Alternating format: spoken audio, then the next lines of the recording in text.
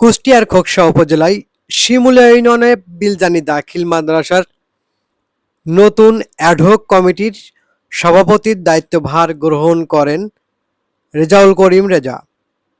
বুধবার সকাল 11 ঘটিকার সময় অত্র মাদ্রাসার হলরুমে দায়িত্বভার গ্রহণ এবং সংবর্ধনা অনুষ্ঠান অনুষ্ঠিত হয়।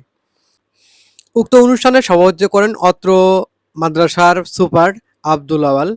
প্রথমেই শুভেচ্ছা বক্তব্য রাখেন মাওলানা মতিউর রহমান। উক্ত অনুষ্ঠানের বিশেষ অতিথির বক্তব্য রাখেন খোকসা দোকরাখোল কলেজের সহকারী অধ্যাপক মোহাম্মদ আতাহার হোসেন, খোকসা সরকারি কলেজের প্রভাষক জাহিদ হাসান রাহাত। এছাড়া আরও উপস্থিত ছিলেন অত্র বিদ্যালয়ের শিক্ষক, শিক্ষার্থী, অভিভাবক বৃন্দ। উক্ত অনুষ্ঠানটি সঞ্চালনায় ছিলেন অত্র বিদ্যালয়ের শিক্ষক সাইফুর রহমান। বিস্তারিত থাকছে রিপোর্টে।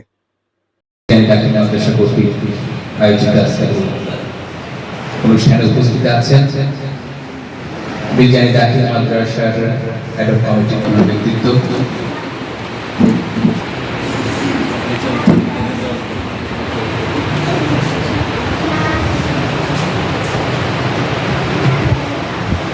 মোহাম্মদ রেজাউল করিম। আমাদের মাঝে উপস্থিত আছেন দোকরাখোল কলেজের সম্মানিত বিভিন্ন পর্যায়ের সুধীজন এবং বিলজানি দাখিল মাদ্রাসার সম্মানিত সুপার মহোদয়কে শুভেচ্ছা। তো আজকের এই অনুষ্ঠান বিসমিল্লাহির রহমানির রহিম ইয়াসিন।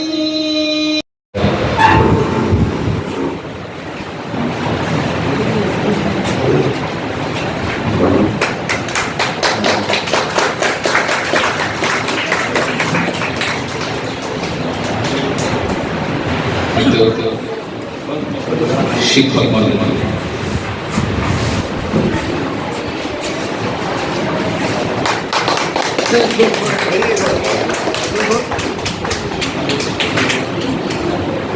শুভেচ্ছা বক্তব্য নিয়ে আসলেন বিলজানি এই বরণ সম্মানিত সভাপতি বরণ অনুষ্ঠানে মধ্যমণি সম্মানিত অত্র মাদ্রাসার নব অ্যাডহক কমিটির সভাপতি এবং আজকে বিশেষ আমাদের অনুষ্ঠান জেনারেল কোরআন হাদিসে জাহিদ হাসান, প্রভাষক, খোকসা সরকারি কলেজ। আজকের এই মহৎ অনুষ্ঠানে উপস্থিত আছেন অত্র প্রতিষ্ঠানের নবনিযুক্ত সভাপতি রেজাউল করিম। উপস্থিত আছেন অত্র প্রতিষ্ঠানের সম্মানিত সুধীজন এবং অত্র প্রতিষ্ঠানের সকল শিক্ষার্থীবৃন্দ। আসসালামু আলাইকুম ওয়া রাহমাতুল্লাহ। জুলাই বিপ্লবের পরে যতগুলো প্রতিষ্ঠানে অ্যাডহক কমিটি হয়েছে তার মধ্যে বিশেষ করে মাদ্রাসাগুলোতে যে অ্যাডহক কমিটি সভাপতি নির্বাচিত হয়েছে এটা অনেক অচিন্তরা বিশ্লেষণ করেই হয়েছে আমি মনে করি।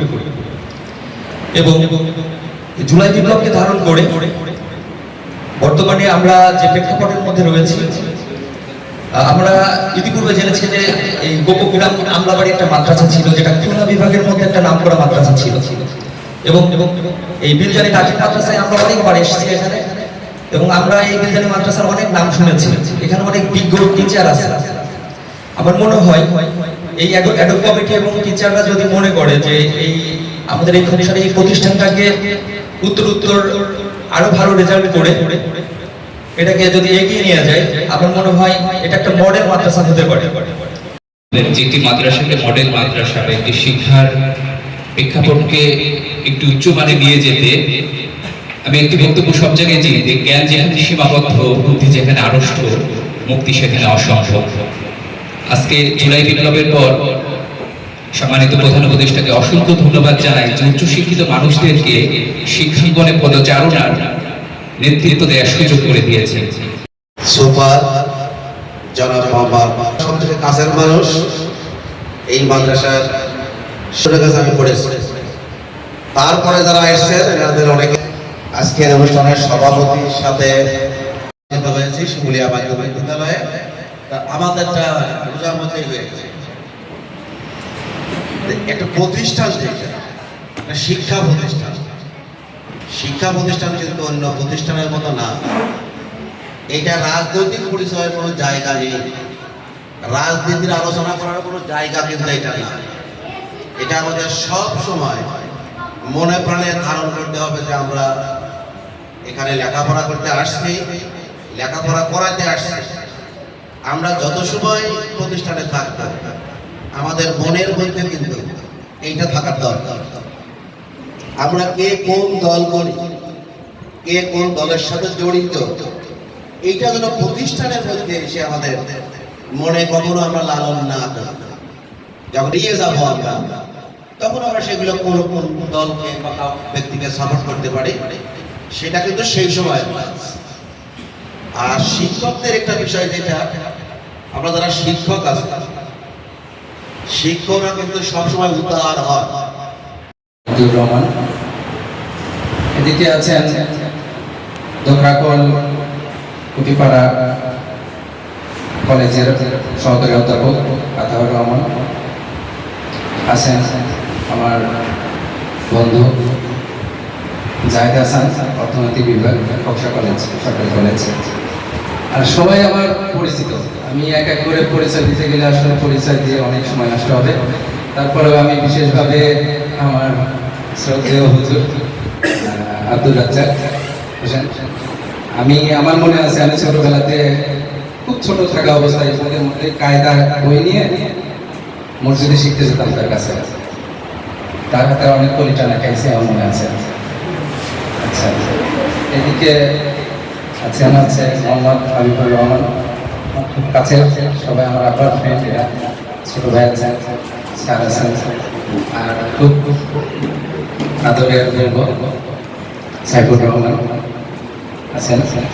আর আমার সাথে যারা আসছেন সবাইকে অনেক অনেক ধন্যবাদ ও শুভেচ্ছা জানাচ্ছি। আর আসসালামু আলাইকুম। আসলে এত বড় সম্মানের জায়গায় বসতে পারবো, বসার কতটুকু যোগ্যতা আছে সেটা আমি জানি না, তবে আমি চেষ্টা করব এবং প্রমাণ করব।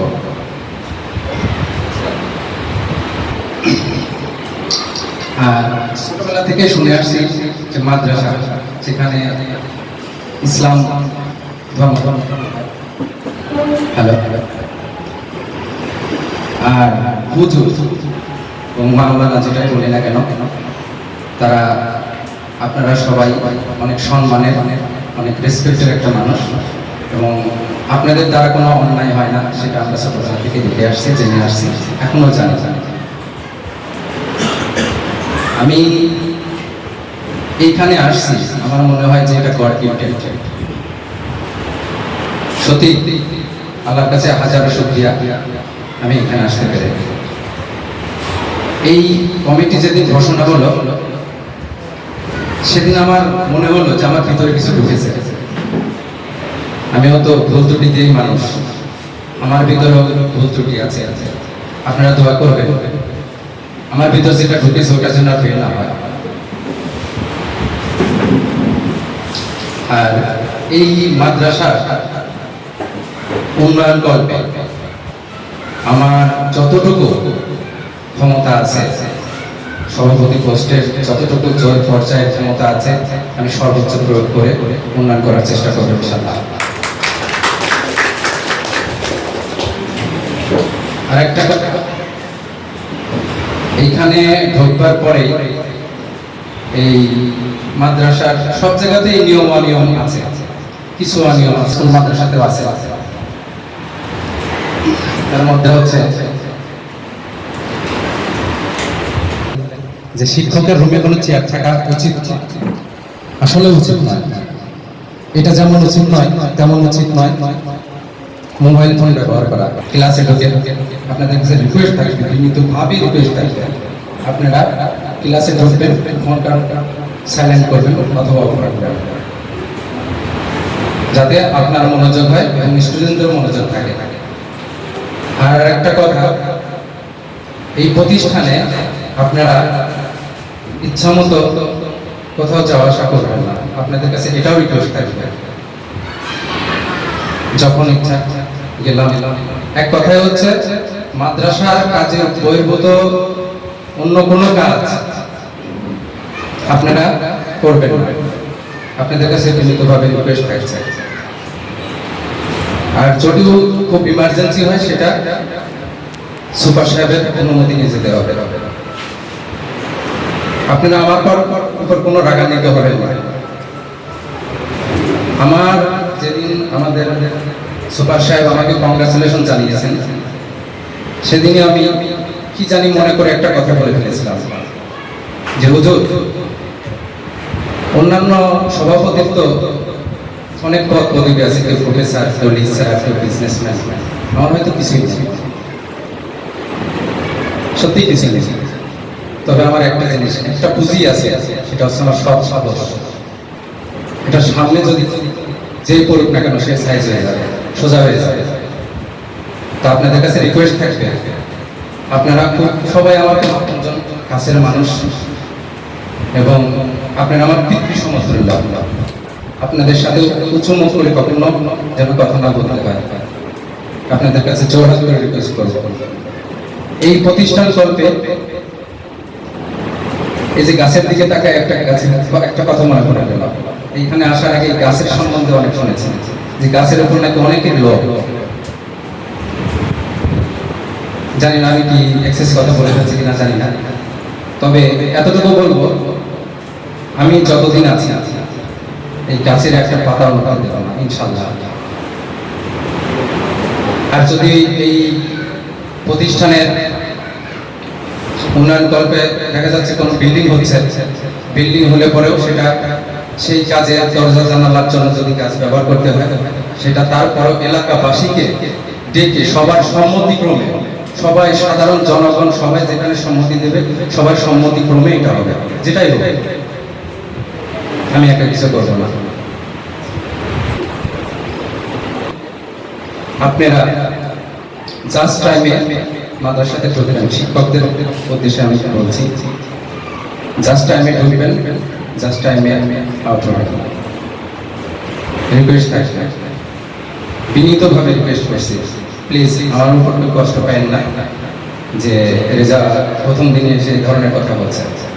না, আমি সর্বোচ্চ দিয়ে, আমার কোনো কাজ নেই, আমি সর্বোচ্চ দিয়ে চেষ্টা করব যে কোনোভাবে এই প্রতিষ্ঠানটা কোনো অনিয়ম ছাড়া নিয়ম মাফিকভাবে প্রতিষ্ঠানটা উন্নয়ন করার জন্য আমি ততটুকু বল প্রয়োগ করব, প্রতিষ্ঠানটা উন্নয়ন করার জন্য, অনিয়মের জন্য নয়।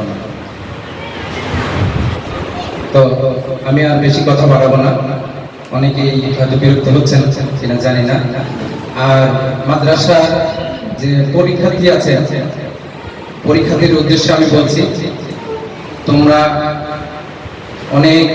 তোমাদের জন্য অনেক দোয়া রইল এবং অনেক ভালো করে পরীক্ষা দেবে এবং এই মাদ্রাসার মুখ উজ্জ্বল করবে।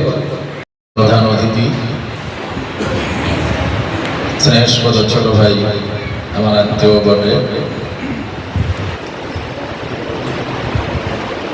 অ্যাডপ কমিটির সম্মানিত সভাপতি জনাব রেজাউল করিম, আন্তরিক ধন্যবাদ এবং মোবারকবাদ জানাচ্ছি।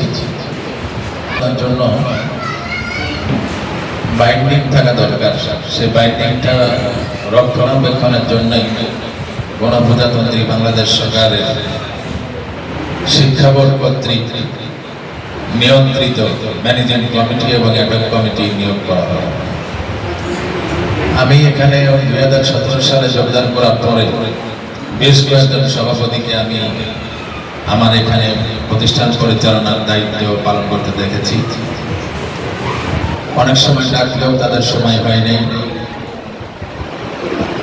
মিটিং ডাকলেও সেই মিটিংয়ের ডেট আমাকে ওভার করতে হয়েছে।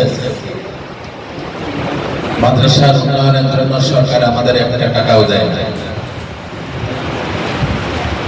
এই ঘন্টা আমরা সেলিম আলতাফ জর্জ মহোদয়ের কাছ থেকে রিকোয়েস্ট করে আমি 10 লক্ষ টাকা নিয়েছি আমার এই হল রুমটা করা। আমাদের পূর্ব দিকে যে টিনশেড ঘর আছে আপনারা যারা দেখছেন, আমি সভাপতি মহোদয়কেও আমি দৃষ্টি আকর্ষণ করছি এবং বড় ভাই আজহার হোসেন সাহেব, তারও অনেক ক্ষমতা, তারও অনেক বিষয় আছে, আমি আপনাদের ভাবে অনেক কিছু জানি। বৃষ্টির সময় আমার ছাত্রছাত্রীদের বৃষ্টির পানিতে ঘরের মধ্যে থেকে ভিজতে হবে।